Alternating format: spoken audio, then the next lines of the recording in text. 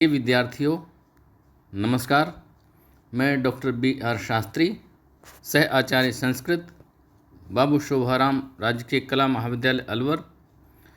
मैं आपको संस्कृत विषय के प्रथम प्रश्न पत्र के पाठ्यक्रम का अध्यापन कराऊंगा। BA प्रथम वर्ष संस्कृत विषय के प्रथम प्रश्न पत्र का जो पाठ्यक्रम है वह इस प्रकार है, जिसमें इस प्रश्न पत्र का नाम दृश्य एवं श्रव्य काव्य है और इसमें जो पुस्तकें हैं या इसका जो पाठ्यक्रम है वह इस प्रकार है। इसमें स्वप्न वासव दत्तम जो प्रसिद्ध नाटक है भास्कृत वह 25 अंक का है। दूसरी जो पुस्तक है इसमें वह है नीति शतकम भर्तृहरि विरचित, ये 30 अंक की है। तीसरी जो पुस्तक है पाठ्यक्रम में वो है रघुवंश प्रथम सर्ग कालिदास विरचित, 25 अंक की। और जो इसमें आएगी व्याकरण संबंधी जो पाठ्यक्रम वो इस प्रकार है कि अनुवाद है संस्कृत से हिंदी में, अपठित गद्यांश अथवा पद्यांश, कुछ भी आ सकता है, वाक्य भी आ सकते हैं। जो संस्कृत वाक्य आ जाएंगे जिनका हिंदी अनुवाद करना होगा, या फिर संस्कृत गद्यांश आ जाएगा उसका हिंदी में अनुवाद करना होगा। इसी तरह फिर हिंदी से संस्कृत में अनुवाद करना होगा, हिंदी में गद्यांश दे देंगे जिसका अनुवाद संस्कृत में करना होगा, या वाक्य दे देंगे। जो पांचवा है अनुवाद, ये वाक्य देंगे, वाक्य आएंगे कि 10 वाक्यों में से किन्हीं 5 वाक्यों का संस्कृत में अनुवाद करो, ये 10 अंक का होगा। तो इस तरह से ये प्रश्न पत्र 100 अंक का है, 100 अंक का प्रश्न पत्र हो जाता है, जिसमें स्वप्न वासव दत्तम भास विरचित 25 अंक, नीति शतकम 30 अंक, रघुवंश प्रथम सर्ग कालिदास विरचित 25 अंक, और संस्कृत गद्यांश अपठित गद्यांश हमारे जो पुस्तकों से अलग संस्कृत अपठित गद्यांश अथवा पद्यांश, गद्यांश आ जाए पद्यांश आ जाए, ये 10 अंक का ये है। और हिंदी वाक्यों का संस्कृत अनुवाद 10 में से 5 वाक्यों का ये 10 अंक का है। इस तरह से ये 100 अंक का प्रश्न पत्र हो गया। इसमें पास मार्किंग 36 होती है 100 में से। और क्योंकि अब आपका जो प्रश्न पत्र वो प्रश्न पत्र के निर्देश के अनुसार हमें करना पड़ता है, उसमें पहले प्रश्न पत्र में आप निर्देश पढ़ें कि कौन सा क्वेश्चन कितने अंक का है, उसमें किस तरह करना है। आप पहले प्रश्न पत्र का निर्देश अच्छी तरह पढ़ लें तो ये 100 अंक का प्रश्न पत्र होगा, जिसमें 3 किताबें हैं और बाकी संस्कृत से हिंदी में अनुवाद है और हिंदी से संस्कृत में अनुवाद है अपठित। पहले अपठित गद्यांश या पद्यांश जो संस्कृत में आएगा उसका हिंदी करना है और 10 अंक का, और इसी तरह 10 अंक के हिंदी वाक्य आएंगे, 10 वाक्य जिसमें से 5 का संस्कृत में अनुवाद करना है। तो ये आपका 100 नंबर का पाठ्यक्रम हो गया। अब इसमें जो प्रश्न आते हैं पुस्तकों से वो किस प्रकार आएंगे, वो इस तरह है। सबसे जो पहला क्वेश्चन जो आएगा वो है स्वप्न वासव दत्तम से। स्वप्न वासव दत्तम पुस्तक, क्योंकि आपके पाठ्यक्रम में 30% 100 में से 30 अंक का लघुत्रात्मक प्रश्न आएंगे, शॉर्ट आंसर लघुत्रात्मक, ऑब्जेक्टिव नहीं, लघुत्रात्मक आएंगे कि कुछ शब्दों में या कुछ वाक्यों में संक्षिप्त उत्तर। तो ये स्वप्न वासव दत्तम से पहली पुस्तक स्वप्न वासव दत्तम है। स्वप्न वासव दत्तम से 4 प्रश्न आएंगे लघुत्रात्मक, छोटे जो 2-2 अंकों के। ये लघुत्रात्मक जो प्रश्न आते हैं ये पूरे पाठ्यक्रम से 15 प्रश्न आते हैं और ये 15 ही करने होते हैं, इसमें ऑप्शन नहीं होता। लघुत्रात्मक में 15 प्रश्न आएंगे छोटे और 15 प्रश्नों के उत्तर सभी के देने होंगे। प्रत्येक प्रश्न 2 अंक का होगा। इस तरह 15 गुना 2 बराबर 30 अंक हो गए। तो पार्ट ए, क्योंकि 2 पार्ट होंगे इसमें पेपर में इस तरह 2 पार्ट हो जाएंगे, पार्ट ए, पार्ट अ अथवा ब, पार्ट अ और दूसरा पार्ट ब, या पार्ट ए और पार्ट बी, इस तरह हो जाएगा, या पार्ट फर्स्ट या पार्ट सेकंड, किसी भी तरह कर सकते हैं पार्ट। वो एग्जामिनर ऊपर डिपेंड करता है, प्रश्न पत्र निर्माणकर्ता के ऊपर। तो 2 पार्ट होंगे, पार्ट फर्स्ट और पार्ट सेकंड, या पार्ट अ या पार्ट ब, इस तरह। तो जो पार्ट ए में इन सभी सारे पाठ्यक्रम से 15 प्रश्न लघुत्तरात्मक आएंगे 2-2 अंकों के। तो ये 30 अंक के हो गए।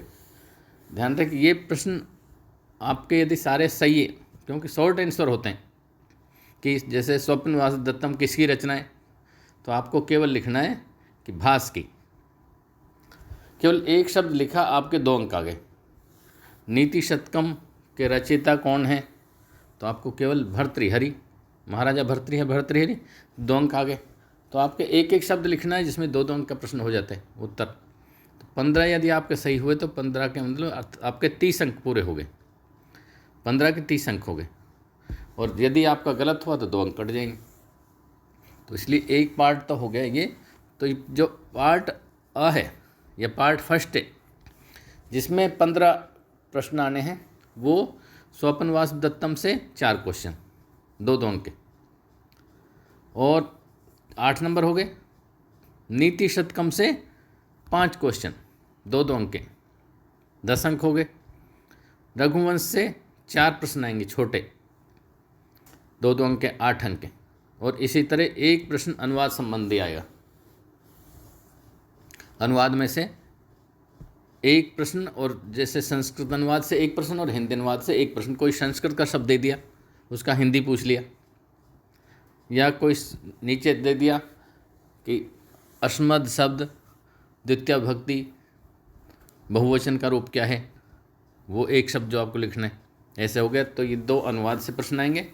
इस तरह प्रश्न हो गए टोटल 15, 4 स्वप्नवास दत्तम, 5 नीति शतकम, 4 रघुवंशम और 2 अनुवाद। इसलिए 5, 4, 9, 4, 13, 2, 15 गुणा 2 बराबर 30 अंक। ये 30 अंक हो गए भाग फर्स्ट के, जो लघुत्तरात्मक प्रश्न है उसके 30 अंक हो गए। इसमें कोई ऑप्शन नहीं होता, आपको सारे ही प्रश्न करने। अब पार्ट सेकंड, जो निबंधात्मक या व्याख्यात्मक प्रश्न जिसको कहते हैं, निबंधात्मक अथवा व्याख्यात्मक, पार्ट सेकंड में इसमें जो प्रश्न आएंगे वो स्वप्नवास दत्तम से 2 प्रश्न आएंगे। पहला प्रश्न स्वप्नवास दत्तम से कि निम्न श्लोकों में से, जिसमें कोई 2 श्लोक दे देंगे, 4 श्लोक 2 श्लोकों या 2 विवेचनात्मक प्रश्न।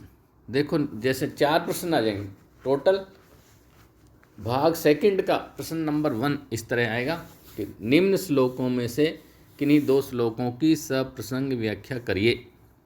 इसमें स्वप्नवास दत्तम में से 4 श्लोक देंगे प्रश्न पत्र में, जिनमें से आपको 2 प्रश्नों की सप्रसंग व्याख्या करनी है, और ये 5-5 नंबर के होंगे, 10 अंक के।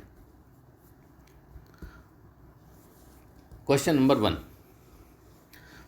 और क्वेश्चन नंबर 2 स्वप्नवास दत्तम से ही एक विवेचनात्मक प्रश्न आ जाएगा। जैसे स्वप्नवास दत्तम नाटक की कथा वस्तु को अपने शब्दों में लिखिए या संक्षिप्त रूप में लिखिए, या स्वप्नवास दत्तम नाटक की नायिका का चित्रण कीजिए। इस तरह से 2 प्रश्न आएंगे, जिसमें से एक प्रश्न का उत्तर आपको देना है। ये 7 अंक का होगा।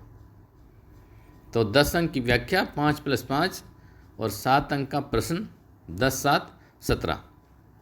17 और 8 अंक के आगे इसमें से लघुत्तरात्मक, तो ये हो गए 25। 8, 7, 15, 25। ये आपकी हो गई स्वप्नवास दत्तम। इसी तरह नीति शतकम में नीति शतकम में से 5 प्रश्न तो लघुत्तरात्मक हो गए, और जो पार्ट सेकंड में नीति शतकम में जो आएंगे, जो उधर क्वेश्चन नंबर 3 हो जाएगा, क्योंकि प्रश्न 1 स्वप्नवास दत्तम के श्लोकों की व्याख्या, प्रश्न 2 स्वप्नवास दत्तम का एक विवेचनात्मक प्रश्न, और प्रश्न 3 में नीति शतकम। निम्न में से 4 श्लोक दिए जाएंगे, जिसमें होगा निम्न श्लोकों में से किन्हीं 2 श्लोकों की से प्रसंग व्याख्या करिए। तो ये हो जाएगा 6 + 6 = 12 अंक। 2 व्याख्याएं नीति शतकम से 6 + 6 = 12 अंक। और एक श्लोक चौथा प्रश्न हो जाएगा, जो प्रश्न नंबर 4, जो नीति शतकम से एक विवेचनात्मक प्रश्न आएगा। विवरणात्मक या विवेचनात्मक, कोई सा भी आ जाएगा। नीति शतकम में विद्या महिमा या दुर्जन जो पद्धति के विषय में क्या कहा है, विद्या या धन महिमा के विषय में क्या कहा गया है, ये एक विवेचनात्मक प्रश्न होगा 8 अंक का। प्रश्न 2 आएंगे, जिसमें से एक का आपको उत्तर देना है 2 प्रश्नों में से। तो आपके पार्ट ब में जो पार्ट सेकंड है या खंड 2 है, उसमें 2 क्वेश्चन हो गए स्वप्नवास दत्तम से, 2 क्वेश्चन हो गए नीति शतकम से। नीति शतकम में 5 5 10 और 7 नंबर का 8 नंबर का प्रश्न। तो 6 नंबर के श्लोकों की व्याख्या और 8 नंबर का प्रश्न, 12 8 20 और 10 अंक की इसमें लघुत्तरात्मक प्रश्न हो गए 20 और 10 30।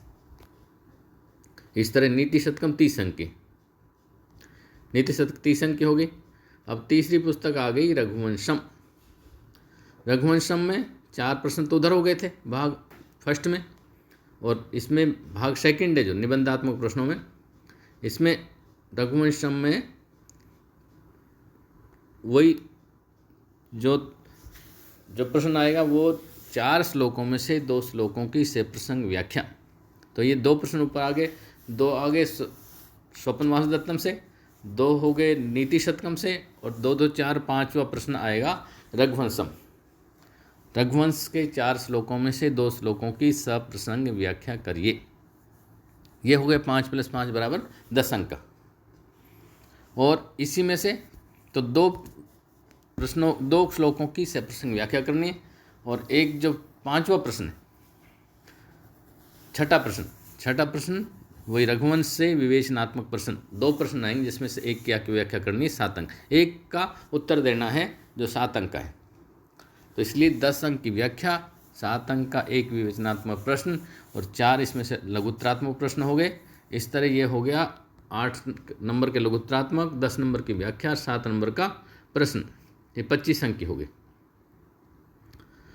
उसके बाद जो 6 प्रश्न हो गए, 7वां प्रश्न जो आपको बताया था कि गद्यांश, अपठित गद्यांश अथवा पद्यांश, संस्कृत पद्यांश का हिंदी में अनुवाद करना।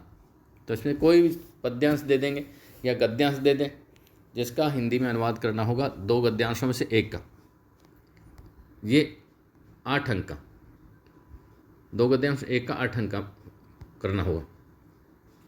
और ये हो गया 7वां प्रश्न। और 8वां प्रश्न जो आएगा वो आएगा जिसमें 8